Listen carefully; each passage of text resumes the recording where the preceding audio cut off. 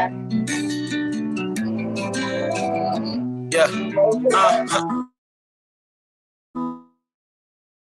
on this road, and I'm not sure where my heart is headed. And if you left me now, I know how far I regret it. Told you once, tell you twice that I'm indebted. But I can't waste no time, you know my time is precious. Hey, hit up Eliante for that diamond necklace. Hey, tell me you don't need no girl and I respect it. I'm on the road too much, shit kinda hectic. Telling you what's on my mind, don't use my thoughts as leverage. Hey, I've been traveling around these crossroads. Hey, gotta compromise some, but that's a small toll. Hey, crazy when we first met, we was lost souls. But I know I gotta grow. I lace my best, give her designer. If I'm sorry, his 50 racks for the stress. Not easy to impress. Always wonder what's next. I go as deep as I can and make her shake like Tourette's and say, love is no miracle and lost ain't no thing.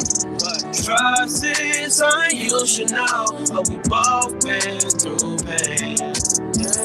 I'm on this world, and I'm not sure where my heart is headed. And if you left me now, I know how far I regret it.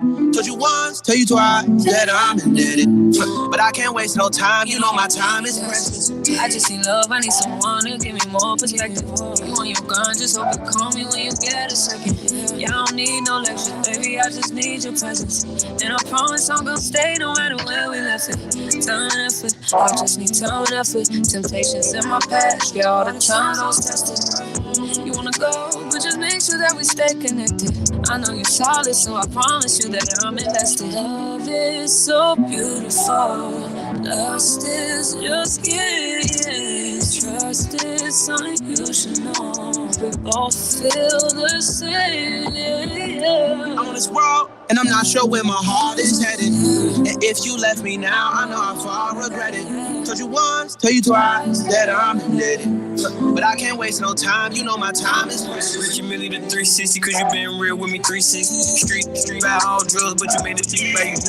I made room, I try to make you love me, not make shade room. Ain't scared to say I love you, but to be honest, you can't leave, so ain't work.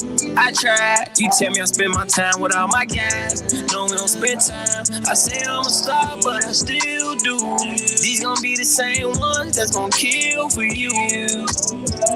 I'm on this road, and I'm not sure where my heart is headed. And if you left me now, I know how far I regret it. Morning Detour on CJUT 90.3 FM. Yes.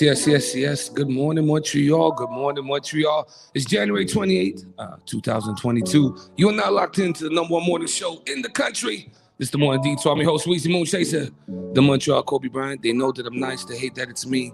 I'm alongside the calm in the storm, the queen of PR. Lorena, what's going on? Nothing. Good morning, everyone. So I see you slipped your way here this morning, Montreal, before we start anything. The roads are slippery. It is. My back is slipping, my front's slipping. This ain't Tokyo Drift.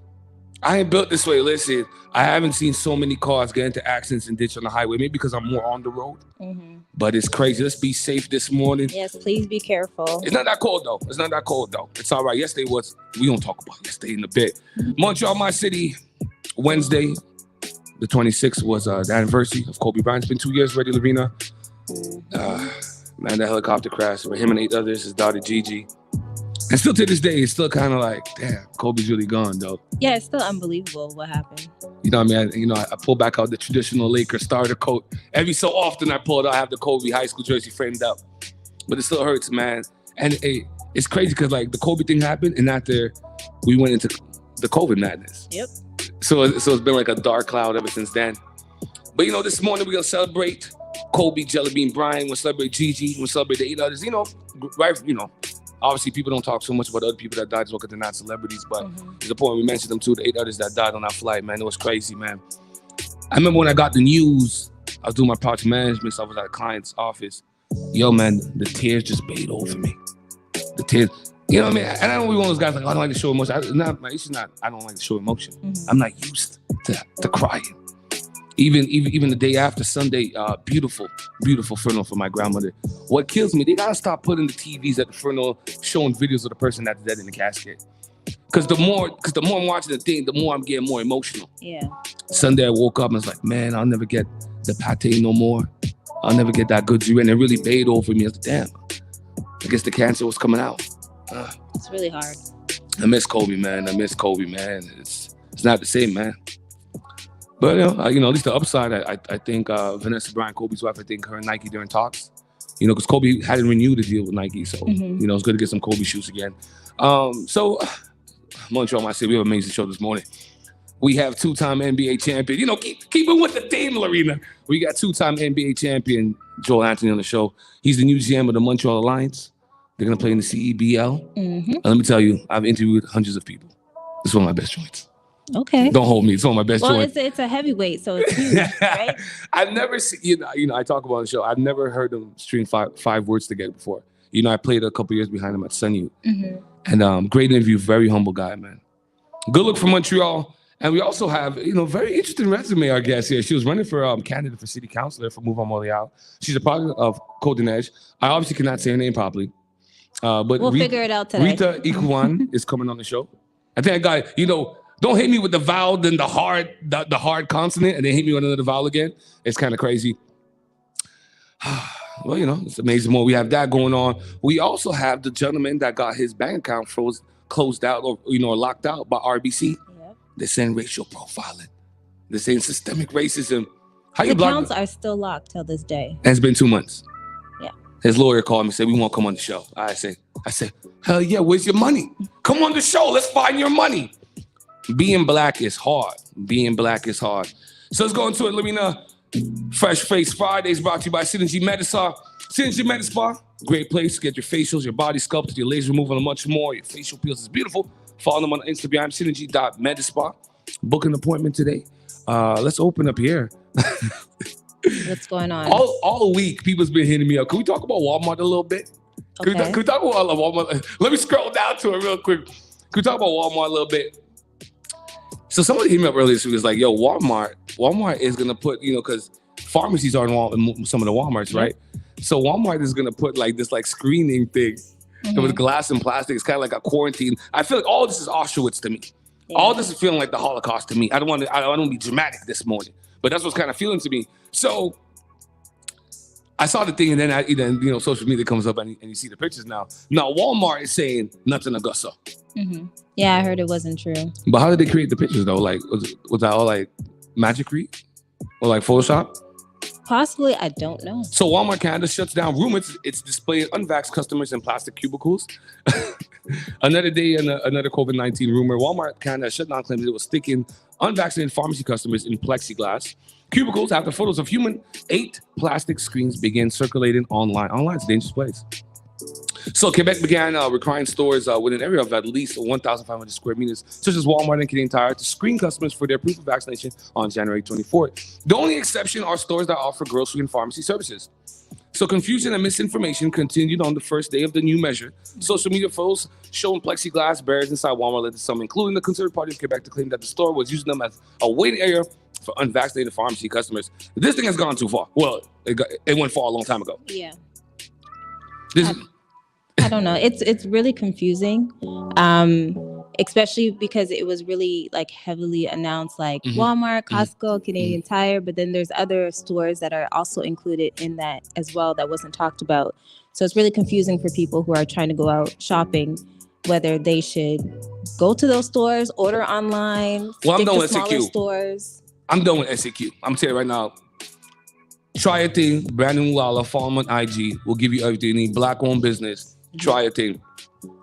No, listen, if it was a cure and everybody that didn't get this vaccination was infecting other people, I get it. Yeah. I get it. But this ain't that. People are still getting sick.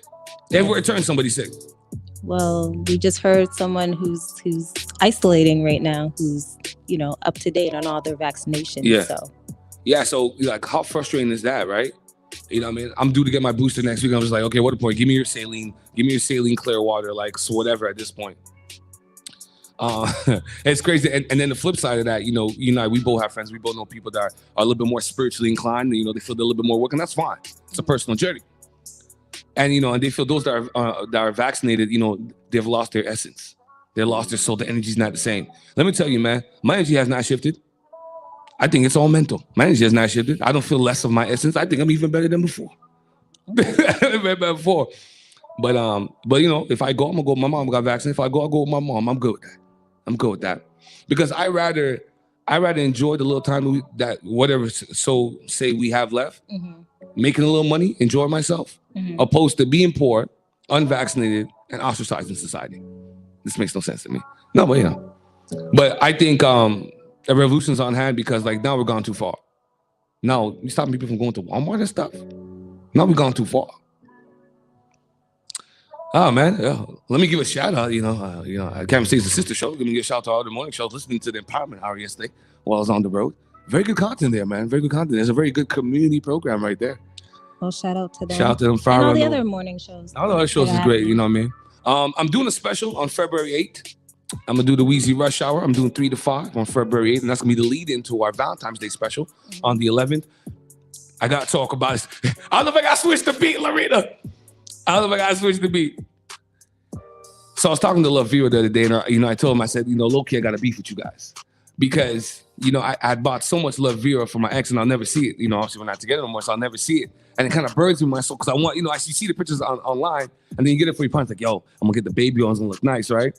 So they had a good laugh about it, but I want to let people know next Friday we're doing the Love Vera giveaway. We're giving away 3 lingerie sets brought to you by Love Vera. If you don't know, Love Vera, Black-owned lingerie company out of LA, the top tier of lingerie making. The color schemes, the styles, the cuts.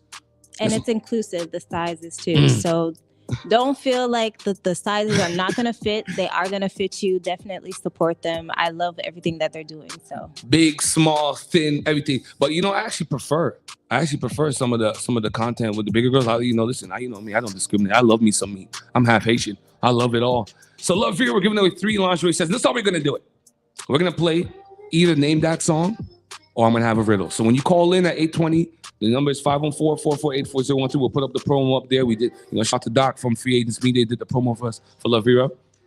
So when you call in, you either have to answer a riddle or we're going to play Name That Song. So we're giving away 3 lingerie sets, you know, and if you order it on Friday, you'll get it in time for Valentine's Day. So you and your special someone, y'all can share that. Oh, that's dope. And on the 11th, I'm going to have all kind of different intimacy coaches. We're going to have guest co-host Kim. Kim is going to come on, and we're going to do that. I love it. I'm going to give away 2 baskets. I call it the Valentine's Day starter kit. Okay. So you know, you have some BComs in there, some try thing. There might be some toys. We're a saucier show. This is not a community program. The Morning Detour is an experience. It's a moment in time. Kobe said it was the Mamba mentality a little bit, Lorena. So aside from that, man, so that's what we have going on. So February 8th, Wheezy Rush Hour. Next Friday, February 4th, we're going to kick off Valentine's Day Black History Month 2. We have guest co-host Tamara. Tamara's coming on. We're going to talk Black culture. On the 11th, we have Joan Lee, president of WIPCA. So, you know, it's action-packed February, you know what I mean? So what you got going on there? You know, what's going on with the crown, man? What's going on with the crown these days? What's going on with the crown these days? I see you got the hoodie on. Well, I'm asking what's going on with the crown. You know what I mean? You're a celebrity since you did your last run. Everybody keeps coming like, is that Lorena from the show? I saw her on TV. I'm like, yes, I saw it too. Well, she looked great. Shout out to CTV News for that. Thank you so much. I was actually chosen as a CBC Black Changemaker this year. So yo, how you not leading off with this when we start the show? Like why? Well, because you were, you know, dedicating to Kobe. You had some stuff to say. You didn't even say it in the pre-show. Like, yo, congratulations, man. Thank you. So what, are you kind of bashful about it? You kind of shy about it? Yeah, it's very weird because there's a lot of amazing people that were chosen this year. Right. So everybody will see that starting on February 1st on CBC's website. But yeah, I was there with like Stephen Hennessy, and that's somebody that you know, I look up to, and he was kind of like my counselor and stuff like that at Youth in Motion when I was younger. So to be in that same, you know, room or circle with him is amazing. There was even like Kim Sherwood, who was like my music teacher in elementary school. So it's crazy. It's like a lot of great people. There's Dr. Dorothy Williams, who does great work. And there was just so many people that are just doing amazing things in the community. You don't really realize it, but just to see all their faces and the work that they do was pretty cool. So moving forward for you, what do you feel like your mandate with, you know, with your brand, the Crown Project, and just with yourself? Where do you see yourself going? Are you gonna do more clothing drives? For those that don't know the Crown Project, you know, until the COVID thing started. Every prom, we sent a girl out, and we did her makeup, got her dressed and all that. You put that all together. We went to a nice little Airbnb, we got it all nice. For those less fortunate, not everybody can afford it, unfortunately. It's expensive. Yeah, but at least one special girl got the experience she wanted, and that was brought to you by the Crown Project. That was brought to you by yourself. So, with the world changing since you first started Crown Project, where do you see your mandate going for the nonprofit? It's a little difficult because our rules keep changing. So it's like you have to keep up with the rules. You have to kind of think of things last minute to change things around to still help people in some shape or form, fashion. So I would love to be able to do some virtual events. I would still love for the kids to have prom. I would still love to get some like great dresses for them and give them away. So we'll see what happens with like the rules and what the government says. But I want to keep on expanding and doing stuff. Okay, that's what's up. On Urge Montreal, my city, follow the Crown Project on Instagram for all the latest news and developments and updates. Yo, you guys always post some great stuff in the stories as well, so it's always a good experience. Let's go back and forth. We have action packed. We'll play some music. Shout out to DJ Maddie, Guardians of the Galaxy. The music is stupendous this morning. We are in rare form. It's one of those Laker mornings. We are, this is showtime. We are in rare form. I'm telling you, the mix is fire, man. I ain't gonna play this morning. So let's kick off with some news here before we get to the mix and play the Joel interview. Quebec's opposition parties bracing for fight over CAQ's anti-vax tax. So Quebec Solidaire proposes door-to-door vaccine brigades. Instead of waiting for non-vaccinated people to come to us, we have to go to them. This is sounding more and more like the Gestapo. It's wild. It's not a cure. I know people that are quadruple vaxxed and they're still getting sick. And then the rebuttal to that's like, well, they're not getting as sick.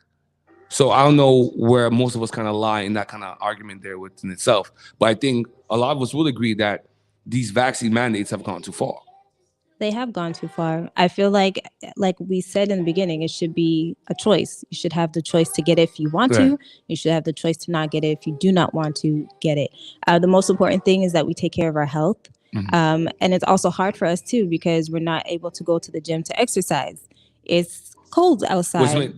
So it's hard to go outside for our jog and stuff like that. Like, we have to be active. We also need to be social. We need to be around each other. So I don't know. It's just very backwards. I did, that's one of the components we're going to talk about in February when we do a lot of intimacy stuff like that too. Just how important having face-to-face conversation with people. I think with the rise of social media, I think we kind of got away from that. There's value to seeing someone face-to-face and feeling the warmth of someone's energy and seeing their smile. You don't have to be super woke and stuff like that. I'm telling on a person-to-person level, there's a magic there that we don't always see, but we can always feel it. So business groups urge feds to reverse vaccine mandate for cross-border truckers. This is a big thing now. Everybody went on live this week about the truckers. Because, if y'all ain't seen, the shelves looking kind of bare nowadays. In some parts of the world, there are food shortage. Louie and I have predicted this since day one on the Morning Detour. We've been telling you to stock up. Since the first episode of the Morning Detour, I said there's going to be a depopulation agenda, i.e. COVID. A couple weeks ago, we found out, hey, listen, it leaked. And here we are now. So business leaders are urging Ottawa to ease vaccine mandates for cross-border truckers to relieve the congested supply chain with the United States. So Prime Minister Justin Trudeau defended Monday the mandate as a necessary step to keep supply chains open, arguing that COVID-19 itself is the biggest risk to Canada's economy. So Ben Beatty, the president of the chamber, told the Canadian press that while we strongly favor getting as many people vaccinated as possible, the government should allow more time before imposing the mandate on truckers.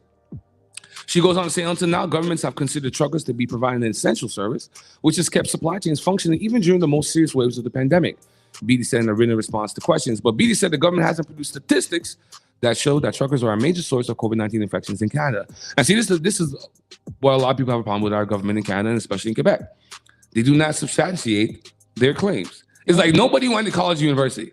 If you make a claim, you have your thesis statement, you got to back it up. And they, you and I went to college and university, and they've ingrained it so much in us. Like, we build our lives like that. Like, this is our statement, and these are and these are the facts to back it up. And then our government doesn't even do that.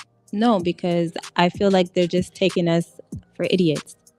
That's what I feel like. Let me tell you who's not an idiot. Group of Laval high school students take off masks in COVID-19 protests and picket on sidewalk. Hold on. Okay. I got it coming into and they pick it on the sidewalk. So about 50 students at the Laval High School took part in the protest against COVID-19 rules that got briefly heated and was captured on video on Thursday.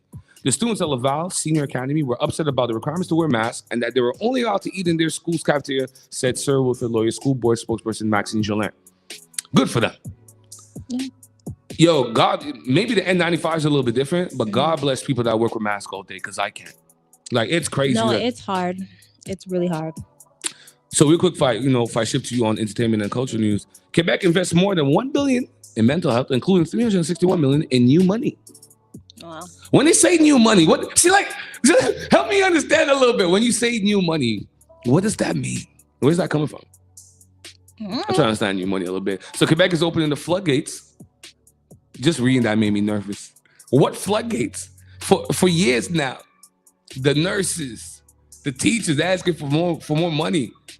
They're both providing a vital role. Teachers don't even have the right career status. Like, it's not even the right status. Teachers should be on the same level as doctors. They're training young minds. But all of this scapegoat money keeps to be, all the floodgates seems to be opening lately. So Junior Health Minister Lena Kama announced Tuesday that $1.15 billion will be invested over 5 years, including $361 million in new money in this area. So that's crazy. One of the key elements of the interdepartmental action plan on mental health, see, this is already too long. Their whole plan is already too long, is to use the 811 service as a gateway to direct people to services and resources tailored to their needs. And that's a good look. A lot of people are hurting. A lot of people, especially when we were just talking about just the communicating and connection with people. Being isolated, we've seen it over the last year. It's messed up a lot of people. Yep, it has. Especially if you've never, you yourself, you're much more introverted. So you're used to kind of being by yourself. You're comfortable with self. A lot of people always have the noise around them. So now with COVID, you have to spend a lot of time with self. And a lot of people aren't comfortable with that. Nope. There's a lot of demons and cloud. See, me and my demons, we best friends. You know what I mean? Well, not everybody is Weezy Moonchaser, so no, for sure. That's why I said it's a good thing. Yeah. That's what I just, I spoke about myself a little bit. But it's good that it's up there. Shout out to Khan and David Archer. They're doing good work out there. Service community. I know they're booked up guys, and a lot of you guys have reached out to me. I'm trying my best to forward all the messages. But those are Black therapists, and it's a shame in the Black community. All of us aren't. It's still kind of a stigma behind it. And then when you do want to get help, there's only two guys to sit down with. Yeah. So that's kind of where I'm at with it this morning. So what do you have in entertainment news? Well, with stuff to do around the city, it's still a little hard. We're still waiting for the conference that's happening on Monday, where the measures are supposed to come down a little bit. But there's a lot of outdoor activity to do. Of course, there is still the skating that's happening. There's the ski and snowshoe at Park Frédéric Bach that has free rentals on the weekend. Luminotherapy that's happening at Quartier de Spectacle up until the 27th. Also, Vans and the Dylan Ojo Foundation, which was founded by Ellen Charles, the mother of the late Dylan Ojo, who tragically passed when he was 22 in 2018. From an accident. They created a snow park at Olympic Park. So the snow park has 8 obstacles, including a medium-sized jump and sliding rails, ranging in difficulty levels for snowboarders of all ages. The park will be open every day from 9 to 5 until the end of March, or as long as we have the snow that allows us to do all of that. There's also BSTEM that is happening January 30th to February 2nd. So as you know, we spoke about it last show, but just a reminder, this event is their first one actually for Black excellence in science, technology, engineering, mathematics, and medicine and health. They're going to be having public panels, talks, career fair, and sessions featuring the research of high school and undergraduate students. They want to get more young Black people involved in STEM. So definitely check that out, BSTEM 2022. You can sign up for that. It is a free event. So that's what's happening as well. Black History Month is right around the corner. Yeah. So today at 1:30 p.m., there's going to be an announcement of all the events that are taking place next month in Montreal. So you can go to moihistoiredesnoirs.com or look at their Facebook page because they're going to be having it live at 1:30, the announcement. There's also Point Goddess. So Gender Equality in Sports is an event that's happening on February 27th from 6 to 7:30 p.m. Eastern. The goal for this event is for this Gender Equity in Sports workshop is to provide a space where females can identify the challenges and share their perspectives on how to improve gender equality. Working together, we will discuss resources and how to create change and create solutions for these problems. So if you have a young woman that is in sports, definitely sign her up for this workshop. You can follow Point Goddess on Instagram and send a DM to register for the event. It's really important as well. I think she's coming on the show on the 11th as well. Okay. So we have her booked on the 11th, yeah. Perfect. And then moving on to entertainment. So we have Cardi B. So a jury ordered blogger Tasha K to pay the rapper $1.5 million in damages. The decision sided with Cardi, who claimed Tasha K defamed her with false accusations about past sex work, STIs, and drug addiction. But even though Tasha K lost the case, she apparently still plans on seeking an appeal and vows to take it all the way to the Supreme Court. I think it's a little much, but if that's what she wants to do. Yo, we got so much cases that are in litigation, so many things that are backed up, and you're talking about this. Like, come on, man. Let's just sell, let's sell this out and keep it moving. Honestly, I feel like she should leave it alone and move on. But that's just me. But congratulations to Cardi B on winning that because that's a big deal because a lot of celebrities go through that with a lot of the bloggers these days. So another thing that's happening is that movie sequels have been announced this past week. So first up, we have Dame Dash. She said that there's going to be a part 2 to Paid in Full that's in the works. Hold on. Did he say Jay-Z's going to be in it? There was no mention. All we know so far is that the movie is going to be filmed in Newark, New Jersey. So we'll see what happens. Lily's like, I don't want to see no Paid in Full that's filmed in New York. No, I would watch it. I thought you were going to say like Abu Dhabi or something like, let's go back to Marcy or something like Paid in Full too. I don't think Alpo went to Abu Dhabi. No, man. No. I was thinking about Death of the Rock and the state property. No. Paid in Full too, man. Yeah. Man, that was a good movie, boy. If you haven't seen Paid in Full, what a hood classic.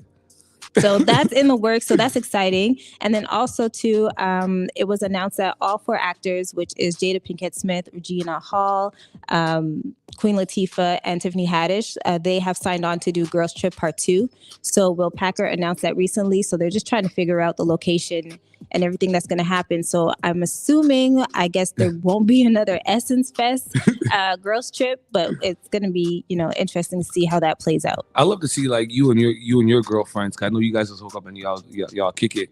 How if we brought cameras out, what would your girl trip be?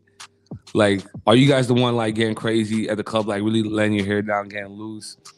Or you guys because we're out of town, so like there's always drinks happening. Are you one of those activity persons? Like no, actually I've been on vacation. No, sometimes it depends where I am. Okay.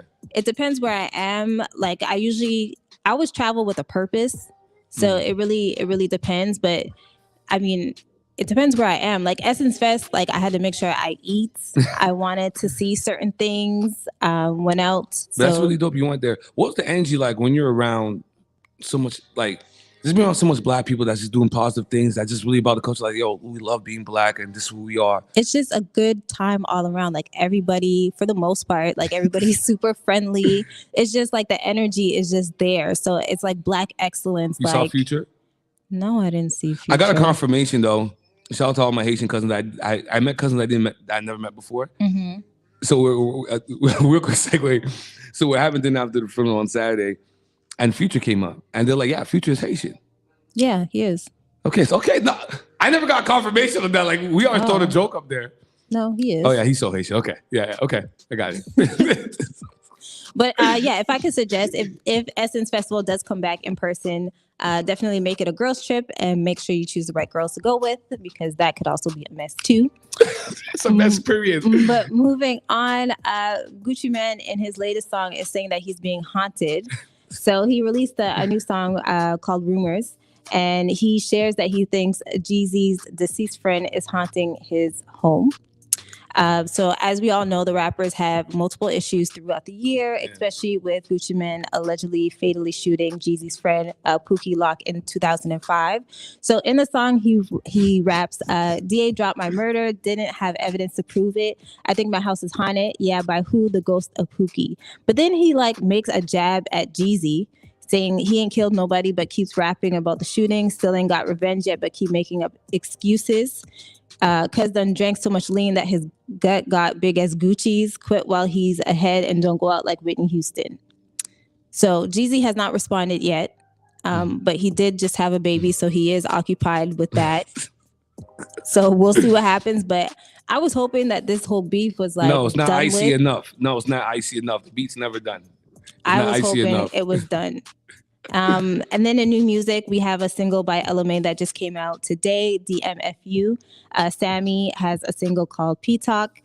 Coltrane featuring Lucky Day, Bag, and Quavo, Shooters Inside My Crib. Albums that are out is R&B singer Amber Mark, 3 Dimensions Deep, and NLE Choppa, Me Versus Me. Okay, please send me all of that. That's sounding real good. Okay. Yeah. It's the Morning Detour. It's Mamba Forever. It's the legendary, the mighty CKT 90.3 FM. It's the Morning Detour. Montreal, my city. We're coming to you live from DG Kicks, the leader in urban sportswear clothing. They even have electronics. They have sneakers. They have jackets. Come on down, 6714 Fielding. Or you can visit them online, dgkicks.com. It's going down. It's the Morning Detour. DJ Maddie got some fire for us this morning. Let's kick it off. This how I want to do it. This how I want to do it, Lolo. It's the Morning Detour. Yeah. Montreal, my city. Nobody is this hyped this early. They see him on drugs. All he fuck is hip hop. We love this life. The Morning Detour on the mighty CKT 90.3 FM. 7:32 in the morning. It's slippery out there, Montreal. DJ Maddie, Guardians of the Galaxy. We are in the building. The Morning Detour.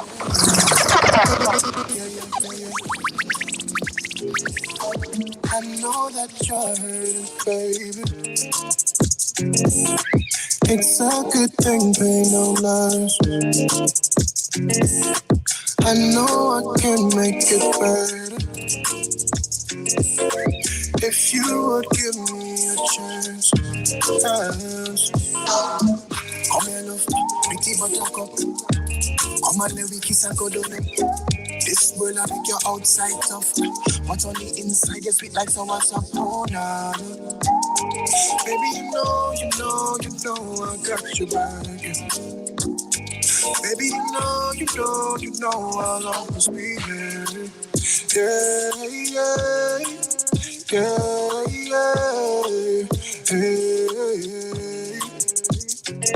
Trust.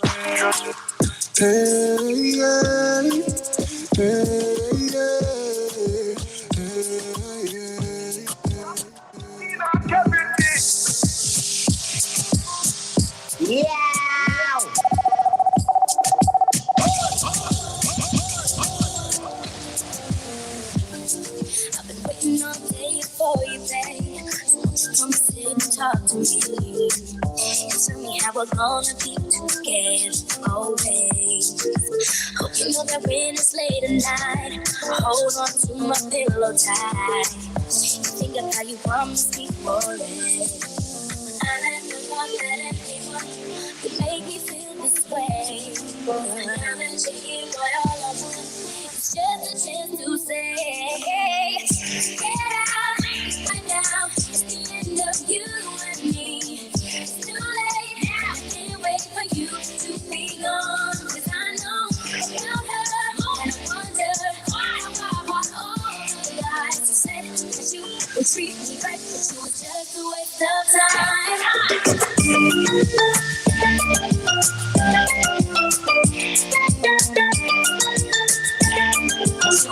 Don't be afraid to dance in your car. This how we vibe in the morning. It's the Morning Detour. Mo Jason Lolo. DJ Maddie, Guardians of the Galaxy. Let's go.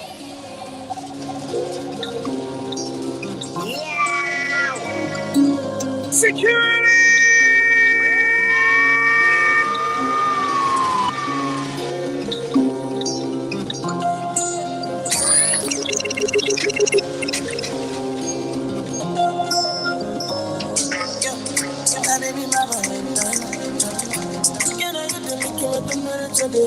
If you leave me a good time, I suck. You are like the oxygen I need to survive, I'll be honest. Loving the thought of me, I am so obsessed. I want to chop your bubble. And I didn't back at this feel. Open up, make us feel. Give me love one thing. Come on, make a bad man sing.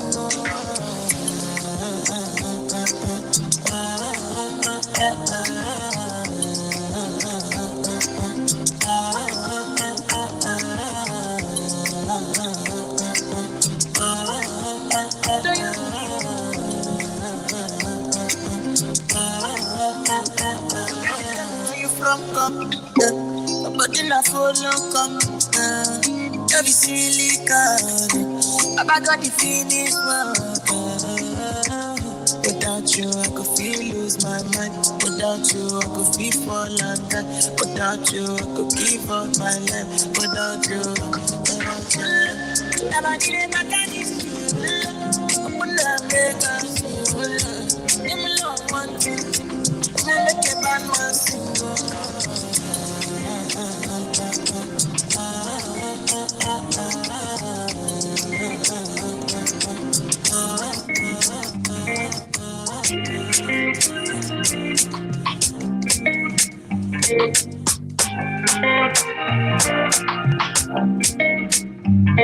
Me despierto y lo primero que hago es ver si me escribiste. Anoche te dejo un mensaje pero no lo leíste. Yo comprendo que tú no quieras saber más de mí. Dicen que te perdí y yo no aguanto otra noche sin ti. You're rocking with Matty Phillip on the Morning Detour. CKUT 90.3 FM. Morning Detour on CKUT 90.3 FM. Don't give too much away. Don't give too. I want nobody to know who's on. Right. Let me tell y'all right now. He's a Montreal native, 10-year NBA vet. Most dudes never make it to the NBA from Canada. This guy went 10 years deep. 2 NBA champions. Some guys play there. Charles Barkley don't have a ring. A man right here, he got 2 of them. He's been anointed the first general manager of the Montreal Alliance, the Canadian Elite Basketball League. Super excited. I think we're just one step away from the NBA, Montreal. I'd like to welcome to the show. I'm gonna call you the champion, Joel Anthony. How you doing, Joel? I'm good, man. Appreciate you having me on the show. In my email to your communication people, I made sure I put, I'm a fellow Sunny alum. Like, I'm not some random guy. Like, I play ball, I'd say, not with you, but a couple years behind. I was telling you off here, Joel, I've never heard you say 5 words back to back together. You must be the quietest silent killer ever in history. You're not much of a talker, Joel. Yeah, no, it's, I've always kind of been like that. Well, actually, no, my mom said, like, when I was really young, I used to talk a lot to the point that she used to be worried about me when I was around people because, she just put me in a room like with people and I just, wouldn't stop. But, I grew up, kind of the strong, silent type. This guy's like the Black Clint Eastwood. Okay, Joel, let's pay the bills first. I want to talk some NBA. Let's pay the bills first. Right. Life after basketball. Did you always view yourself becoming a GM or doing something in the front office? Was this always an ambition of yours, or were you just going to retire on an island? I seen you on the island. Yeah. Actually, it's funny. When I used to, first talk about, post-career, what it was I wanted to do and, what was some of the people in the NBA that used to help us out. He said, like, well, what do you want to do? I said, look, I just want to kind of ride off into the sunset. I'll just,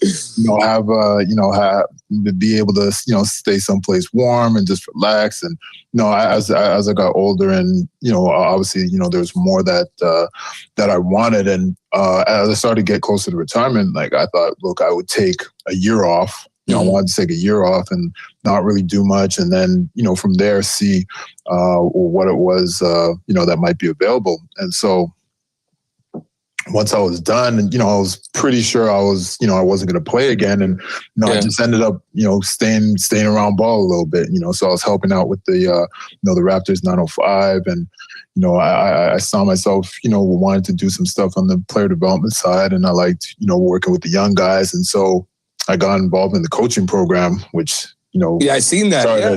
Started to get me, get me really, really involved. Yeah, you definitely have to talk with all of that. And so it's definitely it was a really good experience for me, and I think it helped kind of open my eyes to wanting to for focusing on trying to do more after basketball in terms of the other side of the game. And exactly. The front office was always a big interest to me, but I was never it was never something that was I was for sure pursuing like that. But I definitely had definitely more interest in that that side of things. It's just at the time I just wasn't able to really focus in on it. So, the things just kind of happened organically in terms of, where I am right now. So no coaching, because I had seen you with the 905. So, Joe's still in the mix because you 10-year NBA vet. So you live and breathe basketball, especially to have lasted that long at the apex of basketball. You had to stay fit mentally and physically. So you eat and breathe basketball. So I was thinking to myself, okay, Joe might pop up as a coach, but GM is a very important role. So walk me through general manager, and there's a lot of first general manager, Canadian Elite Basketball, Montreal. We have a lot of good talent. I wish they had this about 15 years ago. Because all the Bucks, the Nathans, I wish they had this about 15 years ago. I knew all the older heads, guys that are coaching the younger guys, and I'd be like, yo, if we had this, we'd have ate this up. Yeah. Walk me through the role of a general manager. Is it more picking the guys? Is it more dealing with the hierarchy of staff, or are you intertwining all levels of the organization? Honestly, what I think more than anything, it's it really depends on where you are as an organization. Right. So I talked with it's funny. I talked with the two guys that are friends of mine that are both GMs in our league, and Jermaine Anderson over in Hamilton, and Javon Shepard in Ottawa. We played together on national team. That's like family to me, and so both of them were like, look, like you have to take this job. Like it makes the most sense. And I definitely, as soon as I found out that there was going to be a team, I talked with the commissioner, Mike Morales, about it. And, I wanted to, be involved, but I wasn't sure on the GM role because I knew there was, that's a lot of work. There's a lot of responsibility. And, but I wanted to make sure like I was going to be ready for it. And it wasn't so much that I didn't want to do it. I just wanted to be as prepared as I could be. Going into this role because, it was a world I hadn't been in. So, both of them were, telling me, you have to do it. And, I laughed about it now with them because I was like, look, you guys kind of set me up because everyone, realizes, wants me to do it. But, I don't have the same, my responsibility is different from theirs because, they at least had their base and their foundation set up. In terms of knowing, they knew like what they're doing ticketing wise, and they had at least an idea on the coach and staff. And there's so many different things in terms of that's all the you, arena.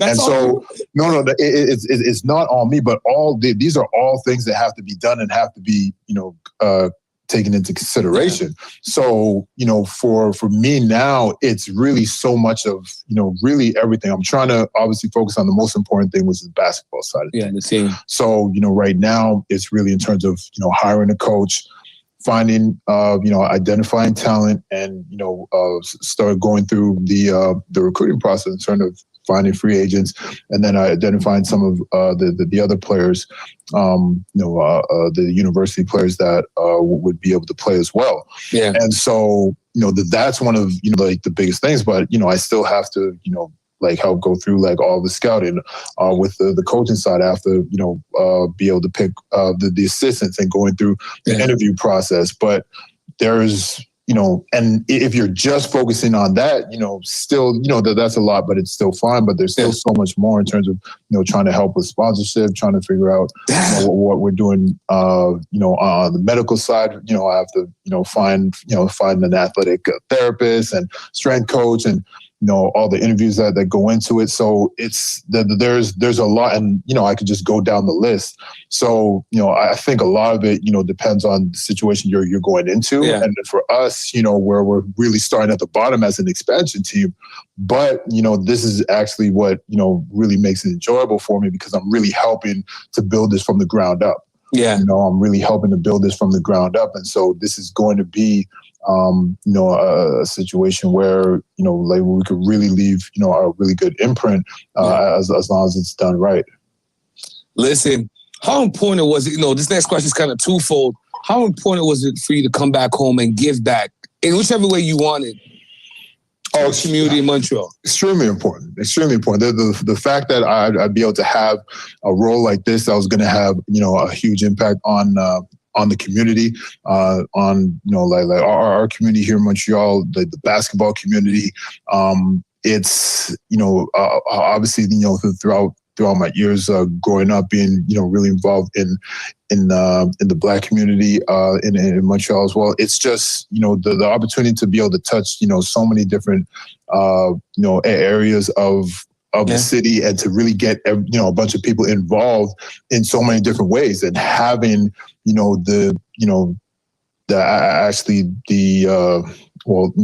definitely have some experience on the basketball side, but but the ability to actually be able to reach out and have an effect on these, it's that type of responsibility. I just love the fact that I'm in this position to be able to do that, where I could really help some people in terms of helping them gain. This league is really about opportunity and experience, and it's the ability to be able to give that to people is one of the main things of what it's about. Like, I want to be able to help people. I want to see guys. I want to be able to see players be able to be successful and start to launch their careers. But I want everyone. I want our coaches to be able to get better and to get more opportunities. On the professional level. I want like our staff. People that are working in video, and people doing the communications. This is all about growing and getting better, and people furthering their career. So it's a big responsibility. It's the growth of Quebec basketball, and I think you're going to have you're in a position now to have a lasting effect on it. You're going to impact it on so many levels, because like you said, you're going to create opportunities for people in all different interests that have to do with basketball and the organization. Now, Montreal, my city, if you're now joining me, I'm sitting down with champion Joel Anthony, 10-year NBA vet. You got 2 rings. And not saying you got 1. You got 2 rings. He's the first general manager for the Montreal Alliance Canadian Elite Basketball League. They're going to begin playing Verdun Auditorium next May. So it's going down. Joel, I couldn't let you leave. We have to walk through a couple of things. People will kill you if I don't ask you. Just walk me through the emotions. I remember watching you on TV and being so proud. Not one, knowing a little bit about your character, you're very humble. You don't talk that much, so you're not a boasty kind of guy. So I felt it was always a good look for our city having you at the forefront in the NBA and the likes. But walk me through the emotions. 2012, that NBA championship, moments before you guys are about to win it.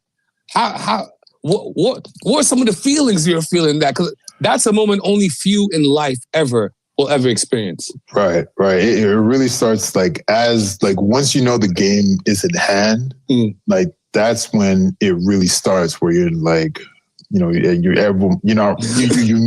might say something, you might not, and you're like this is really gonna happen. Like, we're really we're about to do it, and it starts to build up. It's this rush. You start thinking about everything, like all the sacrifices you had to go through, all the work you had to put in. All the issues you had dealing with whatever it was on the court, off the court, like everything just starts to build up. Wait, we're actually going to do this. Like this goal that we had set is, about to be achieved. And so, as that clock starts to wind down, it's just, starts building up. And then it's this huge rush of emotion once, the confetti starts falling and that final horn goes and, people start, crowding the court.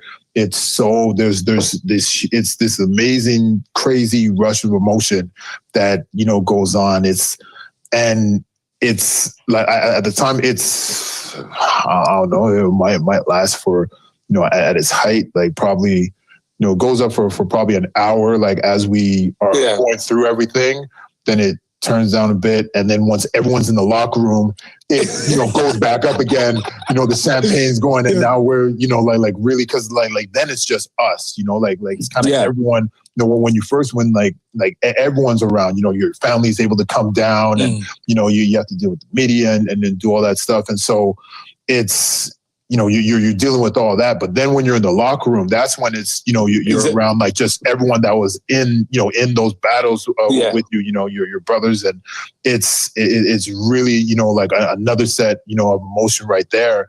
And it's just, over the top, it's so like that's why, you see guys, like crying and breaking down, on the ground, can't believe it. It's, there's a shock almost to your system because, you've finally done something, to imagine like giving up so much and working so hard to have like one ultimate goal and to finally, when that finally comes, especially the first one, like the first one, you don't know what to even expect. You don't know how you're going to be. And so like once it reaches, it really is an amazing feeling. And then, like that's why, you fight so hard to be able to get that again. Because you're like, no, I want that again. Like I need that, I need that again. And, that's, that becomes a goal. Being a Canadian player and seeing the influx of so many dope Canadian players emerging into the NBA now, what kind of advice would you have for them? Because you've lasted 10 years in the NBA. There's a plethora of things that you have to deal with. So what was your secret in surviving in the NBA that long? Like one more than anything, you have to, you have to know who you are, in the league, and so it's a process of trying to find yourself. Sometimes you have to end up, reinventing yourself, as things, start to change, the league starts to change, you have to be able to adapt with it. And so, but, more than anything is just, staying focused on what you, on your actual goal and, understanding that you have to be willing to sacrifice, whatever it is, to be able to accomplish that. Like you have to really put everything into it, 2 feet in and you just go like, no detours, no, looking at the side and, worried about anything extra. Like if you have a straight, plan and if it's authentic enough in terms of, wanting to get better, wanting to win, is, the built of the right things, you'll be able to be in a position to, to be successful. And I've always wanted to ask you this, and I knew the moment was going to come. So like, for me, this is like a really big deal to get this interview with you, even though we have mutual friends, because I know, like, I had to ask Joe this. Joe, you've always been the type of basketball player. You've worked hard. You hustled. Nobody could ever say that, you're on the court. You're on the court just showboating. So I know those kind of attributes, people like LeBron, Wade, they would love. Just real quick, speak to me about your experience playing with someone like Dwayne Wade. And Dwayne Wade, I love him second to Kobe, me personally. But speak to me a little bit, your emotions about that. What was it like playing with LeBron and Dwayne Wade and doing the championship run? Honestly, it was amazing, like to be able to, so like D Wade, playing with him, he, obviously like since my rookie year, I was over there. So we ended up playing together for, like just about 7 years. And to see, someone like that was, clearly a superstar, future Hall of Famer in the league, and seeing him play, like in his prime at, such a high level, but also, seeing how humble he was and how much of a, like down to earth, person he really was as an individual, was, like definitely great to see. Cause like he made, like everyone, feel welcome, feel comfortable. And so, to be able to see, to be able to see that and to be able to play with someone like that, was you know, it was an amazing experience. And, you know, obviously, you know, everyone sees everything on the court, and, you know, us too, like to be able to see him, you know, especially his, you know, that 08-09 season, I think it was, when he was, you know, you missed out on the MVP. Like, I've never seen, you know, I've never played with anyone, you know, any type of scorer, you know, like that, you know, at least playing at that type of level. Yeah. You know, I haven't seen anyone, you know, quite like that, you know, before. And then, you know, like Bron was just, you know, there was so much asked, and, you know, so much is talked about, you know, about him. And, you know, even before he came to the team, like we all, you know, like we'd watch games and we're like, man, like this, you know, ridiculous athlete. Yeah, he's larger than life, right? Yeah, like there's so much stuff that, you know, even though you're playing against him, you're like, damn, like I can't believe he, you know, was able to do that. But being around him, and then, you know, realizing, you know, like really, you know, you hear about, you know, he obviously has a great understanding of the game, but realizing, you know, how high his IQ, you know, like really is. Like he really is, like, you know, kind of like a genius level, you know, like IQ in terms of, you know, understanding like what, you know, what everyone is supposed to do. And it's not just, you know, like basketball IQ, like he's, you know, just simple stuff. Like he could, you know, he remembers, you know, he could remember anything, you know, counting his like just, you know, running numbers and stuff like that. Is it like, it's just one of those things that comes easy to him, you know. He's just like, he's gifted. That's just really gifted. And but to be able to, you know, see that live, you know, every single day, and then seeing the work that he put in, you know, like that's what was really impressive too. Just because, you know, like I was known for, you know, to being like a hard worker, and like that. That's, you know, that's what I did. And, you know, to be able to see someone, you know, to see someone really maximize on all of their talent. Like he's someone that literally puts in every bit of work that you would expect from someone that's extremely talented. There's no shortcuts. It's not like just because, you know, like he's naturally like good. Yeah. Like, no, like he put in all the work, you know, studied, put in all the work on his body, on his game, like to really, you know, be able to be as successful as he is. It's not, you know, a fluke. So to be able to see that from him was, you know, like really impressive. And also, you know, how he was with people, because people always want to know, like, how, you know, like what's it like playing with Bron? And, you know, he's like, you know, just like if you had, you know, a fun, you know, talkative, joking all the time, you know, type of teammate, like that's him. You know, there's just all that other stuff, you know, as well on top of it. A special individual. This is also our Kobe tribute episode as well. You obviously got a chance to play against Kobe. Just speak to me about that a little bit. Kobe.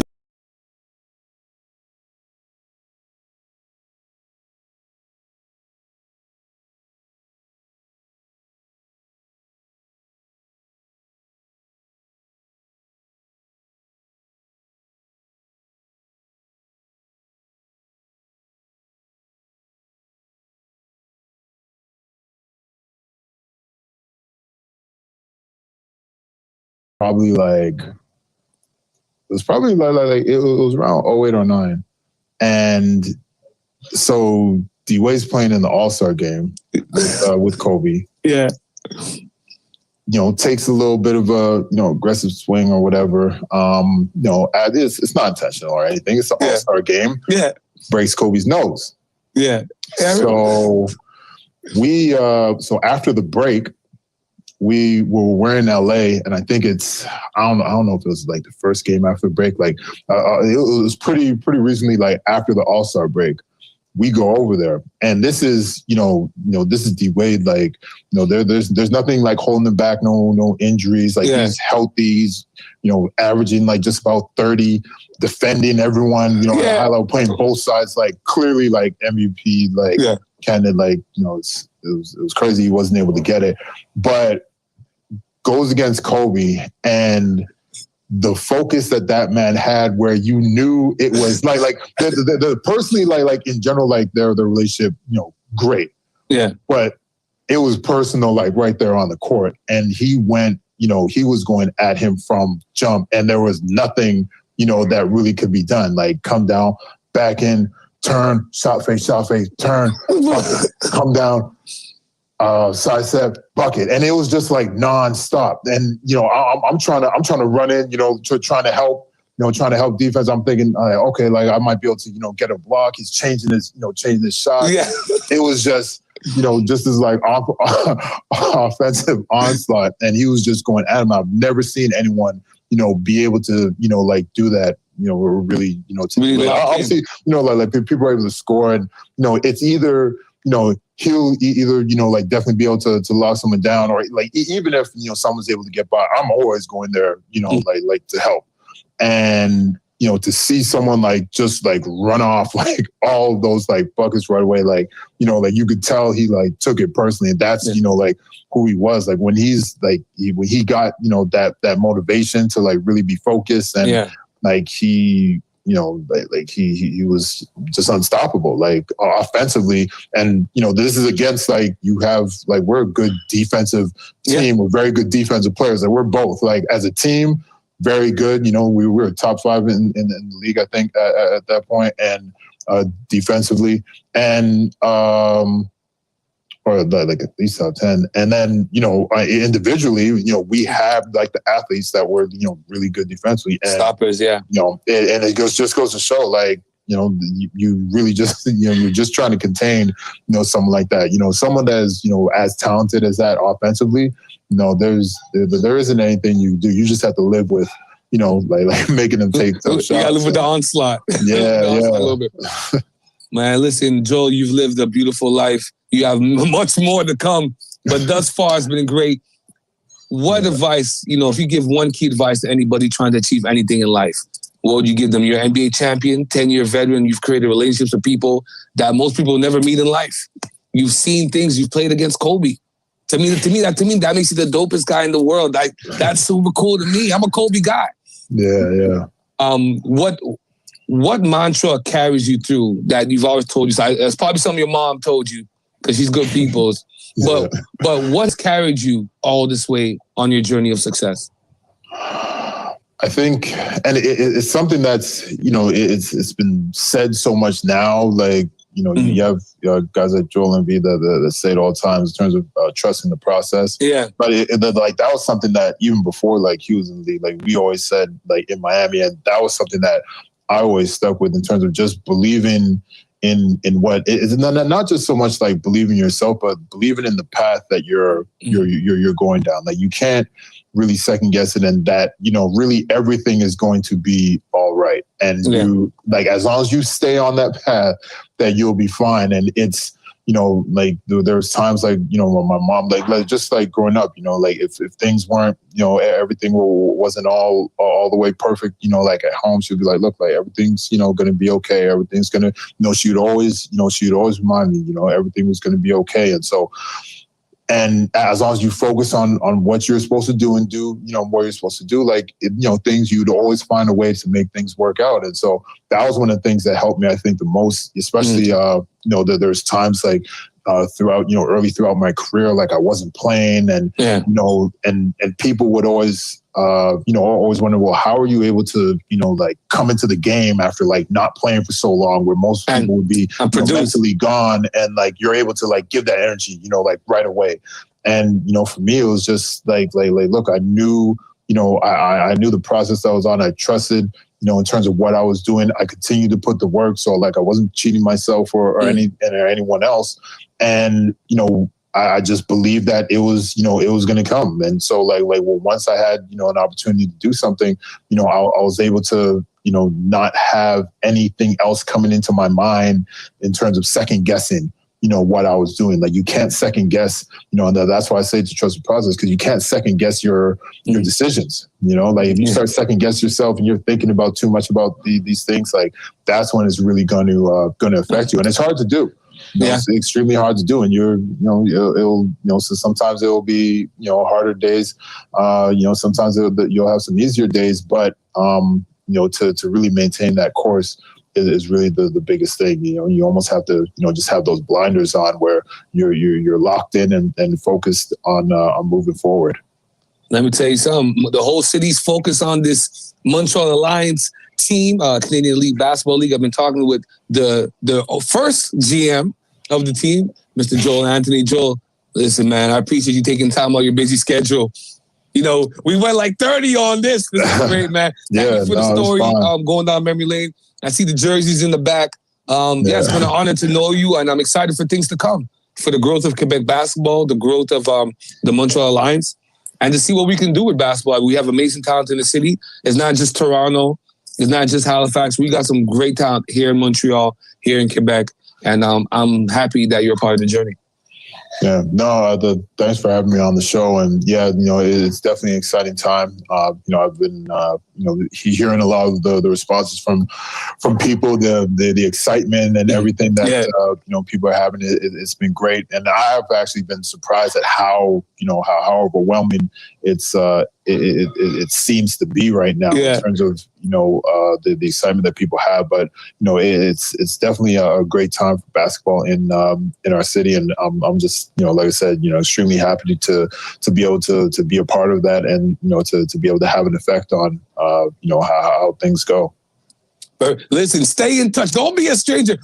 Anyways, we got to figure out how I got to communicate with you. Listen, just let me know what's up. Y'all know if y'all need a host for the games. It don't get better than me. It don't get better than me. Don't talk much on my city, Joel Anthony. The Morning Detour on CKUT 90.3 FM. C'est maintenant le temps de prendre votre rendez-vous pour votre dose de rappel contre la COVID-19. Allez sur québec.ca/vaccin COVID pour suivre la séquence de vaccination prévue dans votre région et prendre votre rendez-vous en ligne. Pour bien vous protéger contre la COVID-19 et ses variants, vous devez recevoir la dose de rappel et continuer de respecter la distanciation, de porter le masque et de laver vos mains. La dose de rappel, un moyen de nous protéger plus longtemps. Un message du gouvernement du Québec. Good. Great. Not bad at all. A-okay. Tickety-boo. Fine, thanks.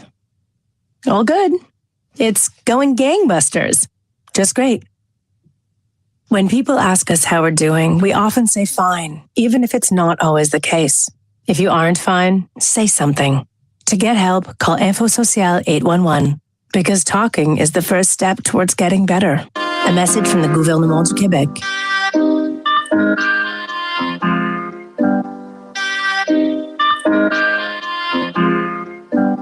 There's only one more chase.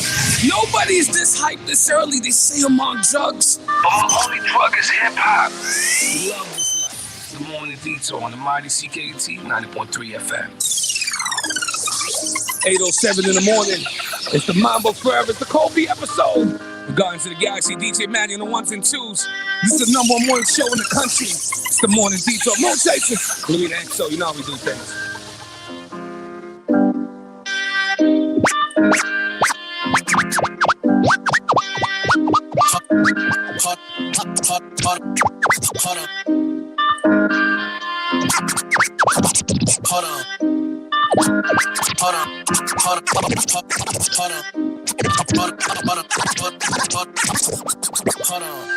I don't got a time today. Money on my mind, I got to grow. I don't got a time today. Money on my mind, I got to grow. I don't got a time today. Money on my mind, I got to grow today. Get that on delay. Come on, brothers, you ain't got to worry, I'ma find it.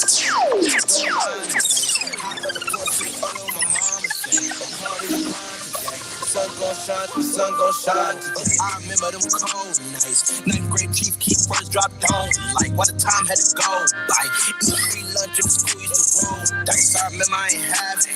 I was broke, put that shit in the past. Check out my Jacksons. Had to boss up, but can't live average. How to still broke. Put on my mint, put on my lil bros. Need a Brazil. 2003, my cousin taught me how to heal. Swear I ain't dancing. Going up, go watch how I transcend. Don't need no damn friends. Rap for grabs and I swear it's getting rammed. I don't got the time today. Money on my mind, I got to grind today. Get that on delay. Tell my brothers you ain't got to worry, I'ma find a way. Don't lie in place. Hot like a Porsche, all on my mama say. A card in the decline today. Sun gon' shine, the sun gon' shine today.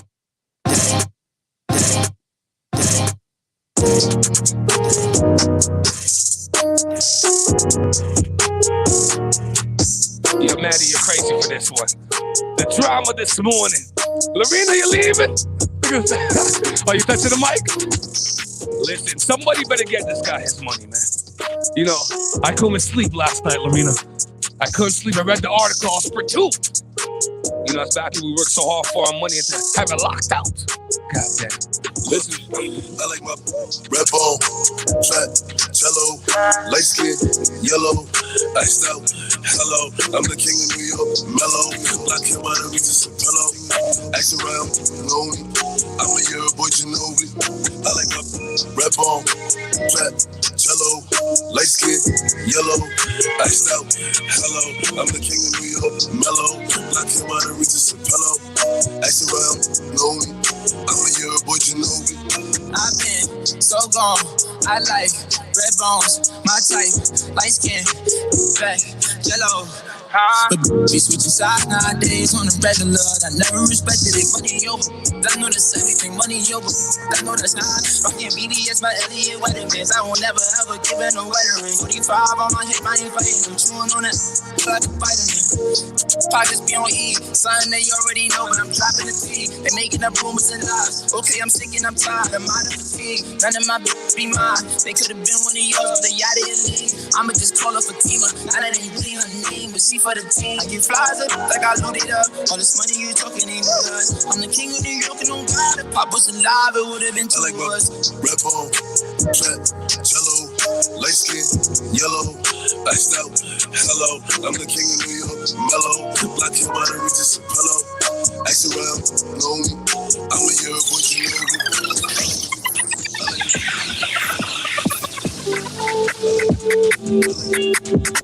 Easy, DJ Maddie, easy. You know, let's be clear. Virgin can't do this, CJD can't do this. I don't even know what the next one is to be. Listen, community radio station #1. Only black morning show host top 10.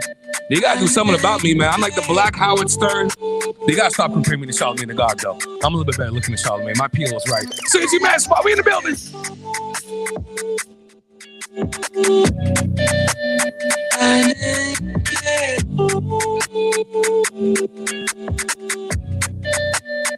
Walking to them.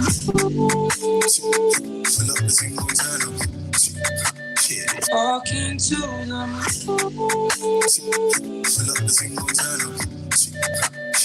Walking to them.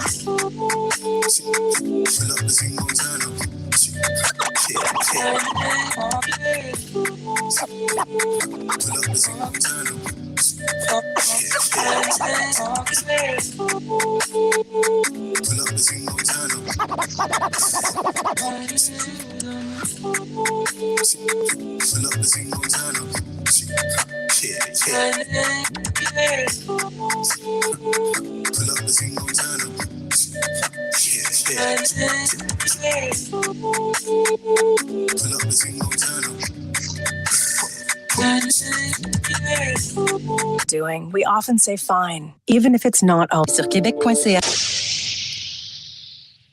C'est maintenant le temps de prendre votre rendez-vous pour votre dose de rappel contre la COVID-19. Allez sur québec.ca/vaccin COVID pour suivre la séquence de vaccination prévue dans votre région et prendre votre rendez-vous en ligne.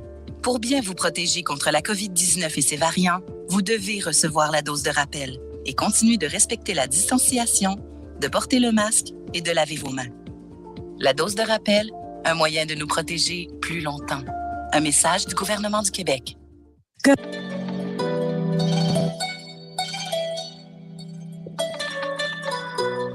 Well, that was kind of abrupt, Lolo. It was. Montreal, my city, 8:13 in the morning. It's the Morning Detour, the mighty CKT 90.3 FM. Goddamn, under it, slippery. The lip is slippery like the roads. Now, listen, a couple days ago, my man, the deal maker hit me up. He said, listen, man, we got to have this brother on. Somebody's holding back his money. And you know black people, how we play with our money. You know black people, we don't typically gamble. You know, people's like, you go to the casino now? No. We don't go to the casino.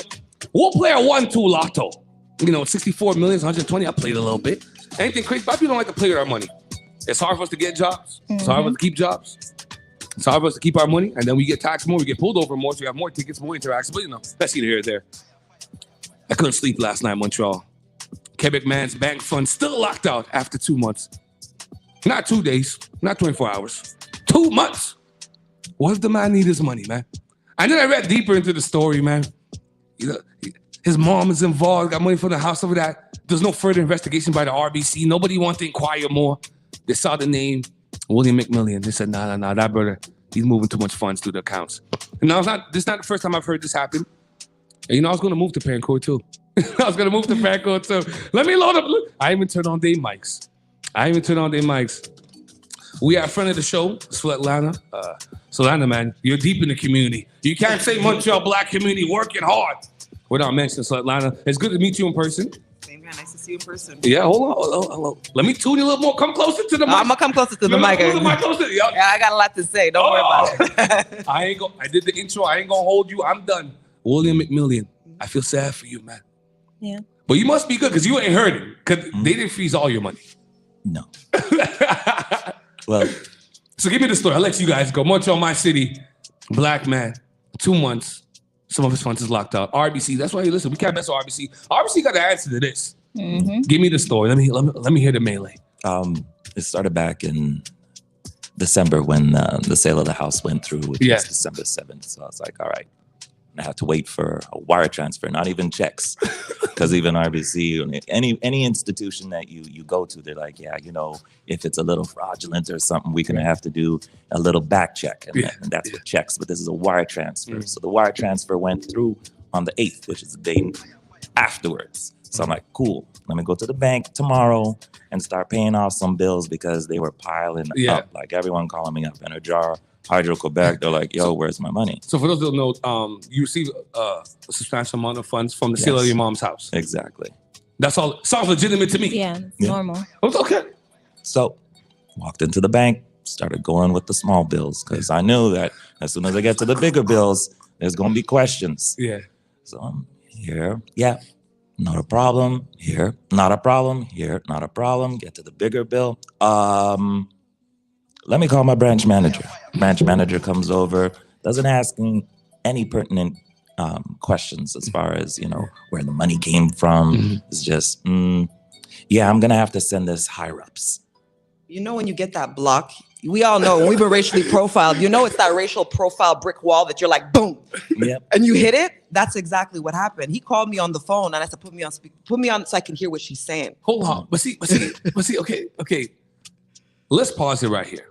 My issue is it's your money. Yeah. That's what I understand with the bank. It's your money. He's the primary account holder on the account. His mother's the secondary. No, nobody wrote you a little lunchtime note. Like you're the primary holder and it's your money. Exactly. And he's been banking with RBC for over 20 years. Yeah.